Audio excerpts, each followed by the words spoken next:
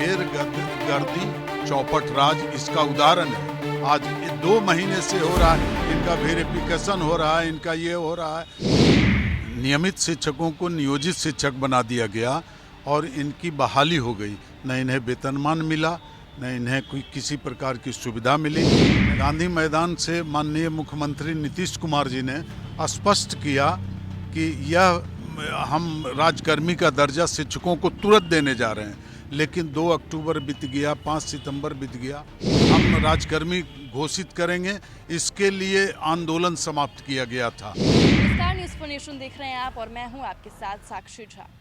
बता दें 1,70,000 शिक्षक बहाली के पदों को लेकर बीपीएससी ने परीक्षा ली थी। आपको बता दें कि परीक्षा का जो है लेकिन लगातार नियोजित शिक्षक इसका विरोध कर रहे थे और उनका कहना है कि बिना किसी शर्त के और बिना एग्ज़ाम के जो है उन्हें राज्यकर्मी का दर्जा दिया जाए। और हाल ही में बिहार सरकार ने नियोजित शिक्षकों को एक पत्र जारी किया है जिनमें उन्होंने कहा है कि जो शिक्षक है उन्हें किन किन बिंदुओं पर उनकी मांग है वो उन्हें लिखकर बताएं।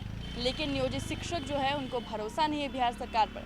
इसी पर बातचीत करने के लिए हमारे पास मौजूद हैं बिहार माध्यमिक शिक्षक संघ के स्टेट काउंसिलर शैलेंद्र शर्मा। इनसे जानेंगे कि क्या बिहार सरकार की ये जो पत्र जारी किया है ये सिर्फ ये जुमला है या फिर इससे वाकई बिहार सरकार जो है राज्यकर्मी का दर्जा देने के लिए आतुर हो। आपका भी धन्यवाद। क्या कहेंगे सर, मिलेगा दर्जा?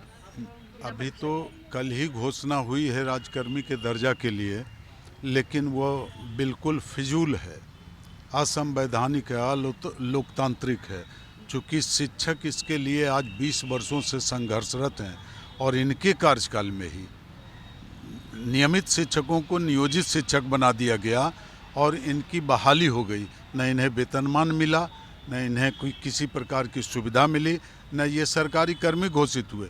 इधर फिलहाल के आंदोलनों में इन्हें आश्वस्त किया गया और 15 अगस्त के गांधी मैदान से माननीय मुख्यमंत्री नीतीश कुमार जी ने स्पष्ट किया कि यह हम राजकर्मी का दर्जा शिक्षकों को तुरंत देने जा रहे हैं। लेकिन 2 अक्टूबर बीत गया, 5 सितंबर बीत गया, लेकिन कल राजकर्मी का दर्जा देने के लिए एक शगुफा दिया गया है जिसमें उनसे आपत्तियां मांगी गई है शिक्षकों से कि आपको किन किन बिंदुओं पर आपत्तियां हैं।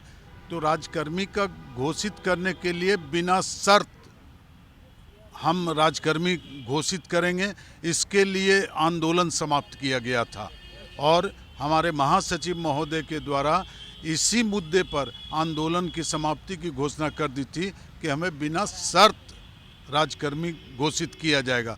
लेकिन आज वो गर्त में है और इन्होंने घोषणा किया कि परीक्षा होगी और 3 परीक्षाओं में सम्मिलित होइएगा, उसके बाद उत्तीर्ण होने पर आपको राजकर्मी घोषित किया जाएगा और आपको अगर 3 में पास नहीं करते हैं तो आपको सेवा से बर्खास्त किया जाएगा। हम ये जो मांग पूछी गई सरकार की तरफ से, तो क्या लगता है कि सरकार इन बिंदुओं पर पूछ करके आप लोगों को नियोजित शिक्षकों का दर्जा दे देगी? बिल्कुल सरकार ने इसे गर्त में बना रखा है और सबको वहापोह की स्थिति में रखा है। सरकार कोई स्पष्ट घोषणा थोड़े कर रही है। आज 20 वर्षों से शिक्षक संघर्षरत हैं, लेकिन कोई भी उनकी मांग पूरा नहीं हो रही है। या राजनीति की भेंट चढ़ जा रही है या राजनीतिक दाव पेच में या न्यायालयों के चक्कर में ये भेंट चढ़ जा रहे हैं इनकी मांगे। बिहार माध्यमिक शिक्षक संघ के महासचिव भी लगातार कह रहे हैं, आंदोलन कर रहे हैं, फिर भी बिहार सरकार नहीं सुन रही, क्या कहेंगे? हमारे महासचिव तो महागठबंधन के हैं और आश्वासनों पर उन्होंने ये आंदोलन समाप्त किया था, लेकिन आश्वासन रह गया और अभी शिक्षक कर्मियों को फिर एक अलोकतांत्रिक और असंवैधानिक घोषणा किया है इन्होंने। हम लोग भी शिक्षक थे, लेकिन हम लोगों का इंक्रीमेंट परीक्षा फल के आधार पर होता था, लेकिन सेवा से बर्खास्तगी का मामला कहाँ था? ये तो दोरंगी नीति है, दोहरी नीति है, तानाशाही प्रवृत्ति है और ये तालिबानी हरकत है। इसे कहा जाए तो इसमें कोई अन्याय ये नहीं होगी, कोई अन्य बातें नहीं होगी। ये नीतीश सरकार की हरकत तालिबानी हरकत है? बिल्कुल हरकत है।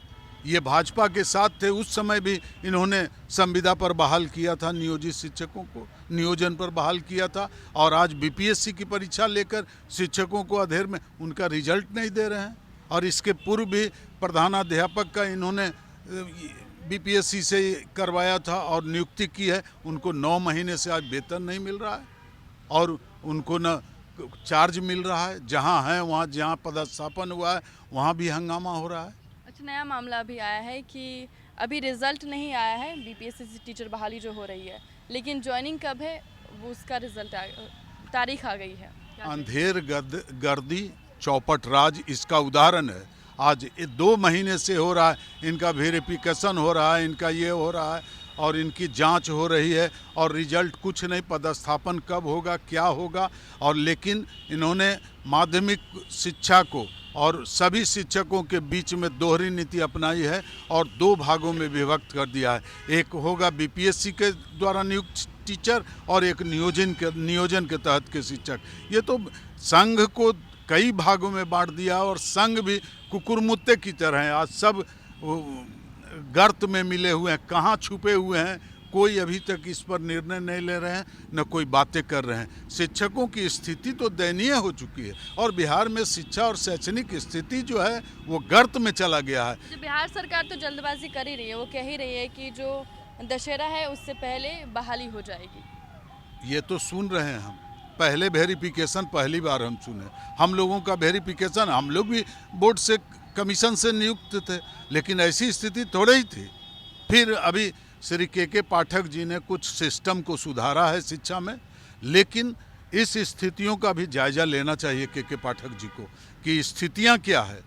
और अतुल प्रसाद जो बिहार लोक सेवा आयोग के अध्यक्ष हैं, उनकी तो मनमानी चल रही है। अभी कितनी बार वेरिफिकेशन करेंगे वो?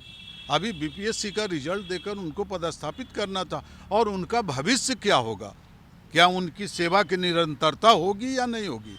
वो 16 साल से 18 साल से शिक्षक हैं, क्या उनको सेवा में उनकी वरीयता दी जाएगी? क्या उनको पदोन्नति दी जाएगी?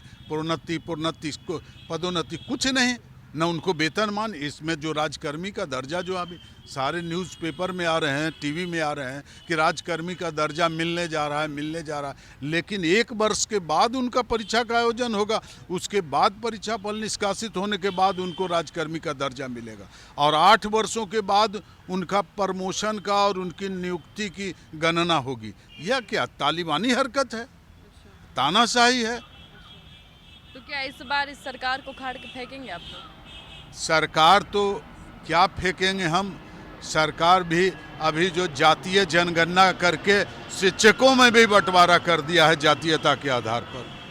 इसकी जितनी निंदा की जाए वो कम है। तो जाति के नाम पर क्या शिक्षक का अपना संघ है वो जाति के आधार पे बढ़ जाएगा? अपनी मांगों को भूल जाएंगे शिक्षक? अभी तो जितने कुकुरमुत्ते के तरह जितने भी संगठन है कर्मचारियों के, शिक्षक ही नहीं, जितने भी कर्मचारियों का संगठन है वो सब बटे हुए हैं और सब जातीय आधार पर, राजनीतिक आधार पर, राजनीतिक दलगत आधार पर है और उन्हीं के तहत उनका निर्माण है, उनका बेस वही है। भले ही आप स्वीकार करते हैं या नहीं करते हैं, ये तो दूसरी बात है, लेकिन शिक्षकों के साथ जो अन्याय हो रहा है और शिक्षा जगत में जो शैक्षिक परिस्थितियां हैं वो बहुत गलत हो रहा है और बिहार के लिए दुर्भाग्य की बात होगी। लेकिन आदरणीय श्री के पाठक जी पर भरोसा है कि एक सिस्टम डेवलप किया है और जिस सिस्टम के तहत अभी शिक्षा में सुधारात्मक उपाय हैं जो दिखाई पड़ रहे हैं, जो गांव, कस्बों, रेलगाड़ी, बस सब में चर्चा का विषय बना हुआ है। तमाम जानकारियों के लिए बहुत बहुत धन्यवाद आपका। और देखा आपने किस तरीके से ये बिहार माध्यमिक शिक्षक संघ के स्टेट काउंसलर शैलेंद्र शर्मा है, जिन्होंने किस तरीके से बिहार में जो शिक्षकों को ठगने का काम किया जा रहा है इस पर इन्होंने बातचीत रखी और इन्होंने कहा कि जो बिहार में शिक्षक है उन्हें शुरू से ही ठगा जा रहा है और इन्होंने जो बिहार सरकार है उनको तालिबान जो है उनसे कंपेयर किया है। आपकी इस वीडियो पे क्या राय है हमारे कमेंट बॉक्स में ज़रूर बताएं और ऐसी तमाम खबरों से अपडेट रहने के लिए देखते रहें न्यूज़4 नेशन।